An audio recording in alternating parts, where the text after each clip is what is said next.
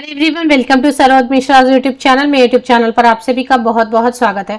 Union public service commission UPSC की तरफ से साइंटिस्ट रिक्रूटमेंट नोटिफिकेशन रिलीज हुई है। परमानेंट गवर्नमेंट जॉब है, सेंट्रल गवर्नमेंट की जॉब रहेगी क्योंकि यूपीएससी की तरफ से है इसलिए।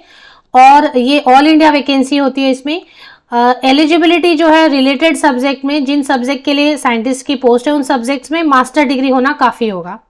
बाकी की डिटेल हम आगे वीडियो में चेक कर लेंगे। एडवर्टीजमेंट थोड़ी लंबी है, इसमें सारी चीज़ें इंफॉर्मेशन प्रोवाइड की हुई है। सिलेबस भी एग्जाम का दिया हुआ है एडवर्टीजमेंट के साथ ही।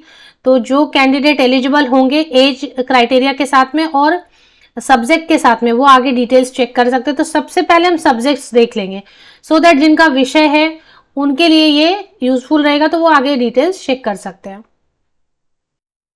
तो ये देखिए, ये एडवर्टीजमेंट है, टोटल 36 पेजेस की है। 36 पेजेस इसलिए है इसमें बिकॉज इसी में आपको जो है ये भी दे दिया गया है, सिलेबस भी दे दिया गया, डिटेल सिलेबस, एलिजिबिलिटी क्राइटेरिया वगैरह। तो एज क्राइटेरिया पहले देखेंगे क्योंकि एज क्राइटेरिया स्क्रॉल करते वक्त सामने आ गया। तो एज क्राइटेरिया मिनिमम 21 ईयर्स होना चाहिए और अपर एज लिमिट जो ऊपरी आयु सीमा 32 ईयर्स होना चाहिए। और in the month of January of the year in which the examination is to be held, मतलब 1 जनवरी 2024, 1 जनवरी 2024 को बेस लेके एज कैलकुलेट करना है। तो 32 वर्ष ये जो ऊपरी आयु सीमा है ये जनरल कैटेगरी के कैंडिडेट्स के लिए, बाकी एज में रिलैक्सेशन मिलती है as per government of India norms. अब सब्जेक्ट्स देखेंगे सो दैट जिनका सब्जेक्ट है वो एक्चुअली पेज नंबर 6 पे सीधे जाएंगे। तो पेज नंबर 6 पे जो सब्जेक्ट्स है ना जिससे रिलेटेड कैंडिडेट इसको भर सकते हैं वो देख लेते हैं। तो सबसे पहले जो है ना सब्जेक्ट्स पे आप ध्यान दें। नाम तो जियोलॉजिकल साइंटिस्ट है बट इसमें सब्जेक्ट काफ़ी सारे आ जा रहे हैं। जैसे मास्टर डिग्री है आपका जियोलॉजिकल साइंसेज में या जियोलॉजी में या अप्लाइड जियोलॉजी में या जियो एक्सप्लोरेशन में या फिर मिनरल एक्सप्लोरेशन में या इंजीनियरिंग जियोलॉजी में, मेरीन जियोलॉजी में, अर्थ साइंस वाले भी भर सकते हैं। तो ये तो इधर हो गया। फिर इसके बाद और भी है, अगर एमएससी है फिजिक्स में या फिर एमएससी है अप्लाइड फिजिक्स में, अप्लाइड फिजिक्स में है या फिर फिजिक्स में या फिर जियो फिजिक्स में है, इंटीग्रेटेड एमएससी जियो फिजिक्स है, अप्लाइड जियो फिजिक्स है, मेरीन जियो फिजिक्स है, एमएससी टेक्नोलॉजी है अप्लाइड जियो फिजिक्स में, तब भी अप्लाई कर सकते हैं। इसके अलावा और देख लेते हैं। तो बेसिकली ज़्यादा तो आपको जियोलॉजी जियो फिजिक्स यही है, लेकिन अर्थ साइंस भी है, फिजिक्स भी है, अप्लाइड फिजिक्स भी है और अब केमिस्ट्री भी। साइंस मतलब साइंटिस्ट मतलब साइंस ग्रुप। तो साइंस में क्या क्या है सभी, अब इसमें जो है फॉर केमिस्ट ग्रुप है, अलग अलग ग्रुप है, वो आप चेक कर लेना पेज नंबर 6 एंड 7 पे। एमएससी इन केमिस्ट्री है, अप्लाइड केमिस्ट्री, एनालिटिकल केमिस्ट्री, ये भी अप्लाई कर सकेंगे साइंटिस्ट ग्रुप ए के लिए। इसके बाद जो है साइंटिस्ट बी हाइड्रोजियोलॉजी में, master degree in geology, marine geology, hydrogeology, applied geology वाले अप्लाई कर सकते हैं। तो basically physics, chemistry, applied physics, applied chemistry, geology से रिलेटेड जितने भी स्ट्रीम है, साथ ही साथ एक और मैंने आपको बताया अर्थ साइंस वाले भी अप्लाई कर सकते हैं। मतलब मैथ्स के लिए नहीं है कुछ, मैथमेटिक्स के लिए नहीं है और लाइफ साइंसेस के लिए मुझे कुछ नज़र नहीं आया। बाकी काफ़ी सारे हैं जो जियोलॉजी, फिजिक्स, केमिस्ट्री से रिलेटेड हैं, तो चेक कर सकते हैं।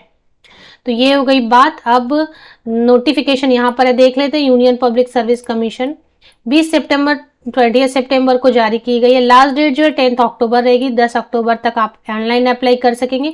मुझे लग रहा है अभी पोर्टल ओपन नहीं हुई है, पोर्टल ओपन होगी तो फिर और करेक्शन विंडो भी ओपन होगी 11 अक्टूबर से लेकर 17 अक्टूबर तक। कुछ एडिट करना रहेगा, कुछ गलती हो गई तो फिर वो एडिट कर सकेंगे।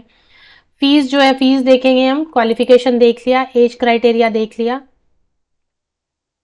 इसके बाद पेनाल्टी रॉन्ग क्वेश्चंस के लिए पेनाल्टी रहेगा, नेगेटिव मार्किंग रहेगी रॉन्ग क्वेश्चंस, जो रॉन्ग आंसर्स हो जाएंगे नेगेटिव मार्किंग रहेगी उसमें।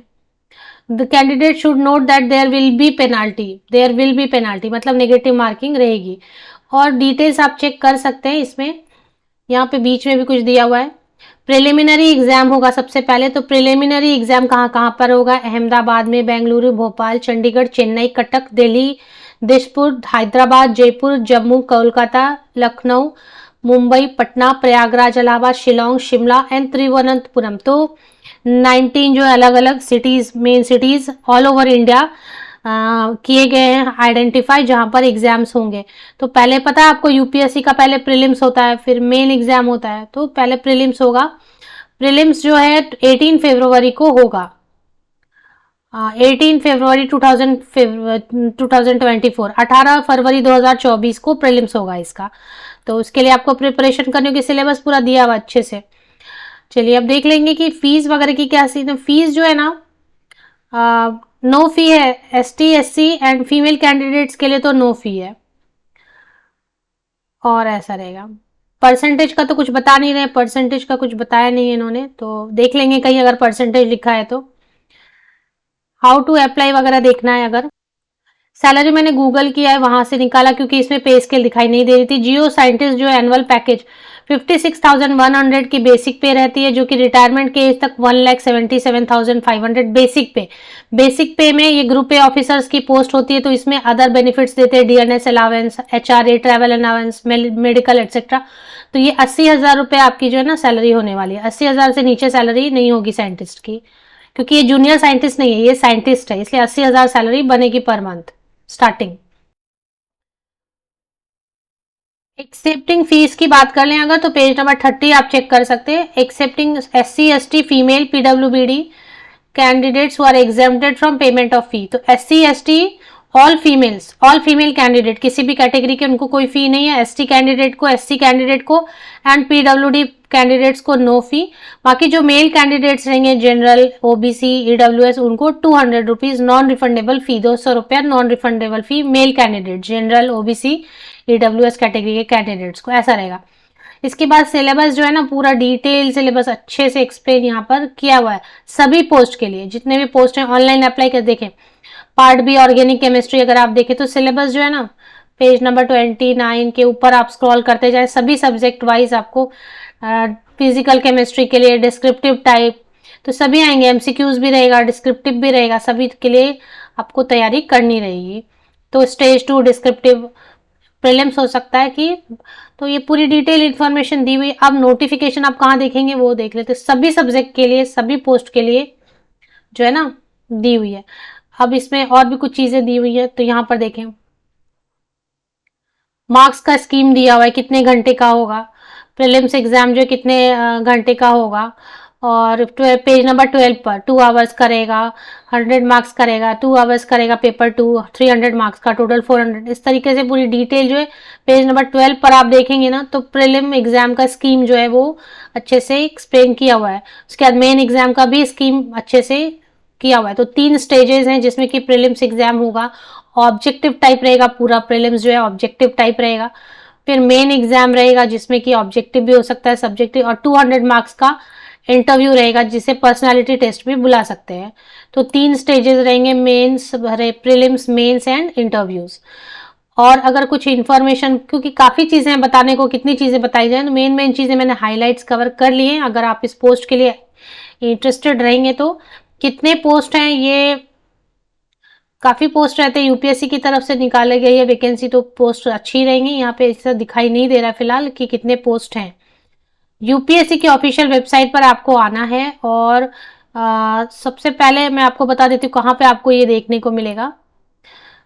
फिलहाल ऑनलाइन एप्लीकेशन शुरू नहीं है, इसलिए आपको कहीं नहीं, ये व्हाट्स न्यू में ही मिल जाना चाहिए। इस पे ही देख लेते हैं।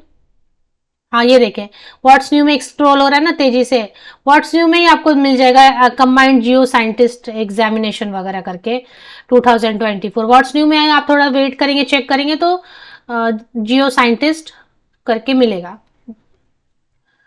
एक पीडीएफ। ऑफिशियल वेबसाइट की लिंक के लिए आप वीडियो के डिस्क्रिप्शन बॉक्स को नीचे तक स्क्रॉल डाउन करके चेक कर ले, या फिर आप विकिपीडिया से भी ले सकते हैं, या डायरेक्ट गूगल भी करेंगे तो भी आपको लिंक ऑथेंटिक ही मिल जाएगी।